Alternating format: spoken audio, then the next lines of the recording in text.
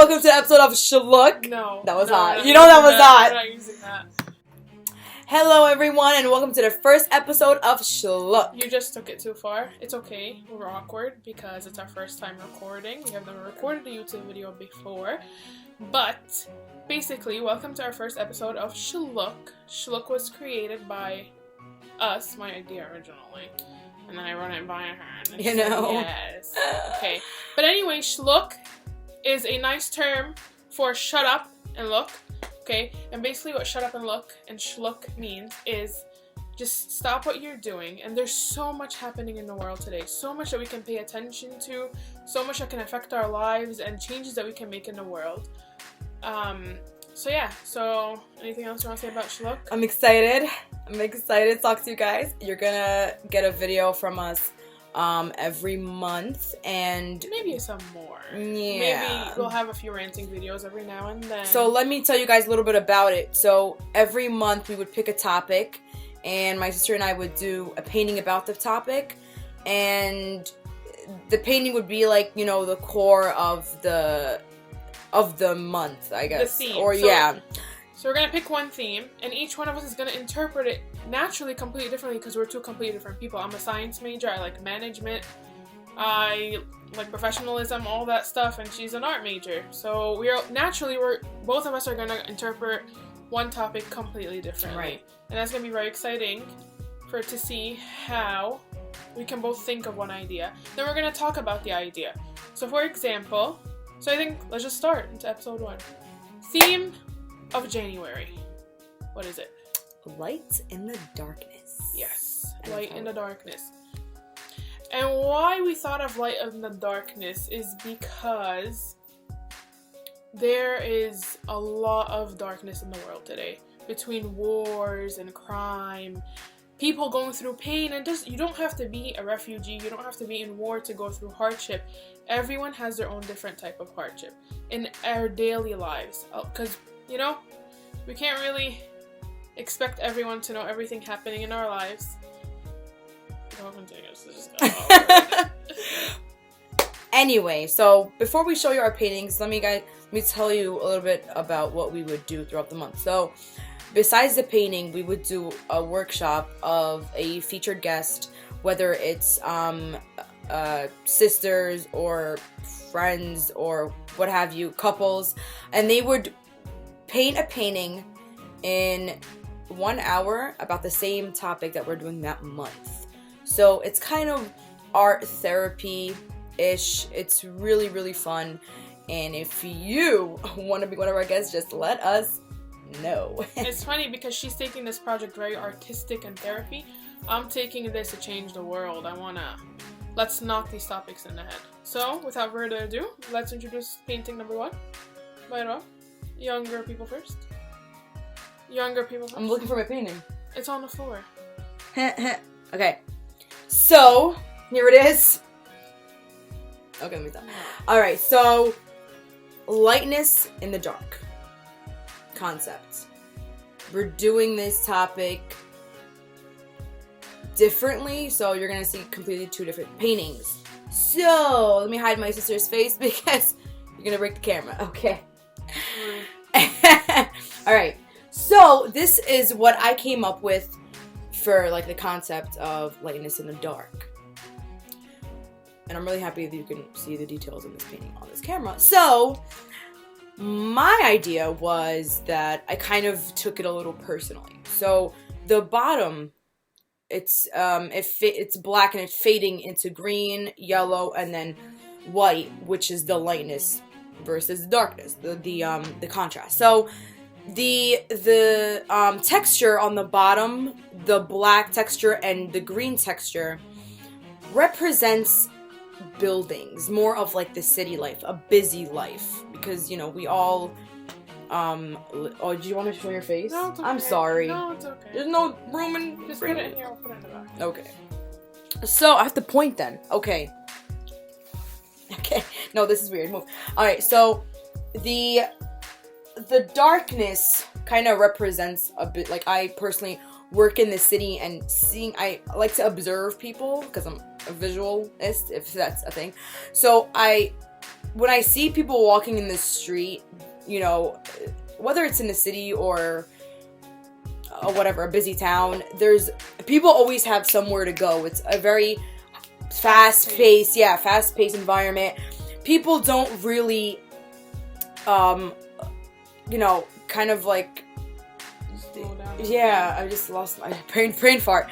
They don't slow down and think, like my sister said. So the white parts, they kind of represent buildings. So some of the buildings are light up, and they represent hope, to look for the lightness. So they're in the darkness now, but they're lit up to kind of look for their lightness, because, you know, they're trapped in like this really, really busy environment, and there's like kind of no time to look for something that they really love to do or whatever. So the square parts kind of represent it's like a phone that's charging.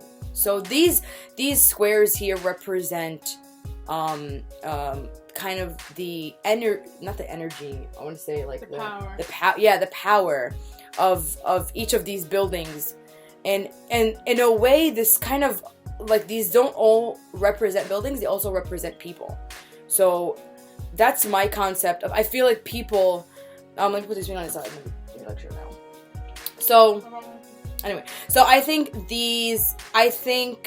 what's going on in the world right now, everything is just happening so fast, and everybody acts like, you know, they have somewhere to go all the time. I'm late to work, I'm late to school, I gotta do this, I gotta do that. There's no pause. And for first-hand experience, we don't even have time to sleep. So, lightness in the dark, we gotta look for that every single day, and we gotta kind of look for a door to open. We gotta look for a door, so when we open that door, we find light instead of like the dark. And it's in your hands to create that door. That door is always there, no matter how dark it gets. You have to feel your way through the darkness in order to find the light. So, my painting, I was going to take it a little bit differently, okay? And I was going to, on my canvas, I already made the canvas, but I wasn't convinced on the execution of it. So I had the human heart, and through the human heart, I'm a biology major, so obviously, typically, I'm going to go for biology. And I had the human heart, and through the human heart, it was surrounded by darkness, and it was also surrounded by a lot of gold. And through the veins and the arteries and stuff, where your blood normally flows through your heart, I had light and darkness flow, because no person, no heart just has straight up darkness, okay? Even, like, I even was reading a book, and it said even Disney movies where you have the villain, even the villain had someone that loved him. For example, you have Scar, you had the hyenas that were loyal to him. Or if you look at Despicable Me, Gru had his little dog pet and his mom. Every villain, every bad person has some good in them. No one is strictly bad. It's not possible. Okay? So, I'm gonna show you guys my painting now. Alright. Something is wrong with our computer. Nothing is wrong. It's a piece of crap. Okay. So basically, you just cursed. You can't curse on YouTube. Okay. There's no law that says you can't curse on YouTube. Crap is not even a curse. Here is my painting. Right here. And do you want to hide my face? Yes, I do. Okay. But no, it's fine. This one is fine. Okay. And basically, as you can see here, you have it's a bright flower, bright petals. Okay, stop.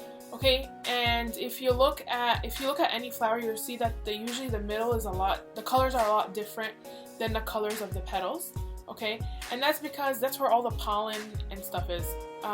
For example, a sunflower, the petals are bright yellow, and then the inside is a little bit darker. Okay, so what I did here is I dragged the darkness of the inside of the pollen. I dragged it onto the petals right here, and I also added some of the gold. And I added that into the petals. And what made me think of this is that when the way flowers reproduce is a bee has to accidentally touch the pollen. The bee's intention is never to go and touch the pollen to fertilize. It's just its purpose, the bee's purpose, is to go get the nectar from the pollen in order to create honey, right? Food for nutrition.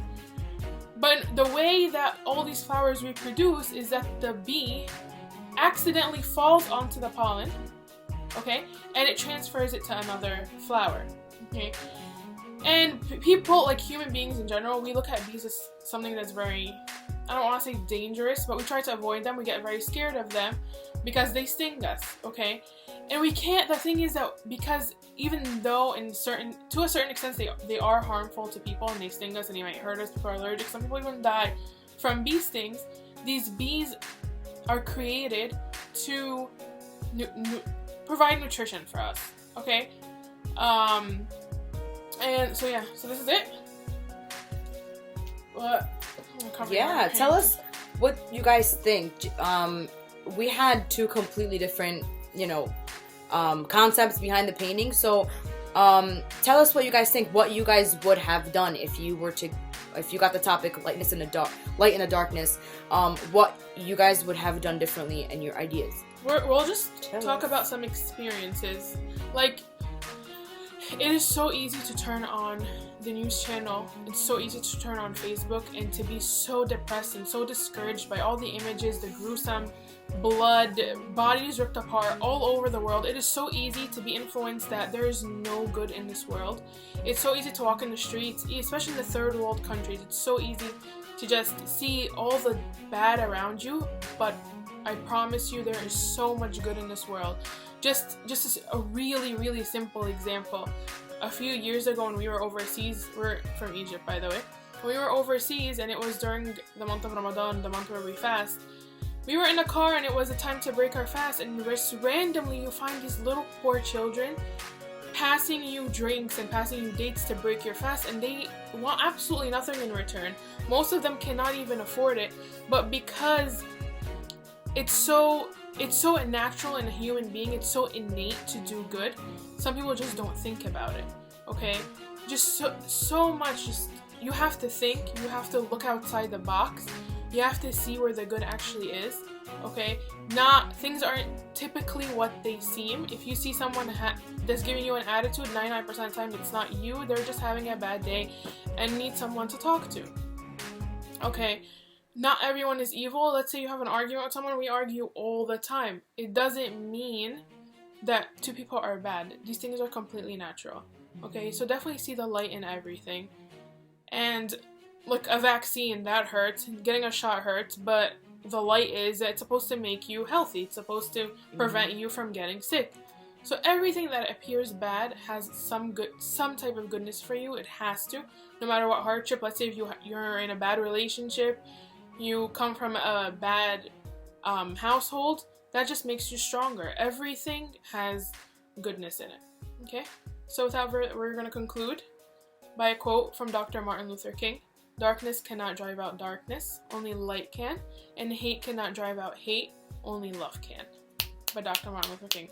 You saw that? Alright. Subscribe right down here, right here. Right there. Okay, and let us know what you guys think.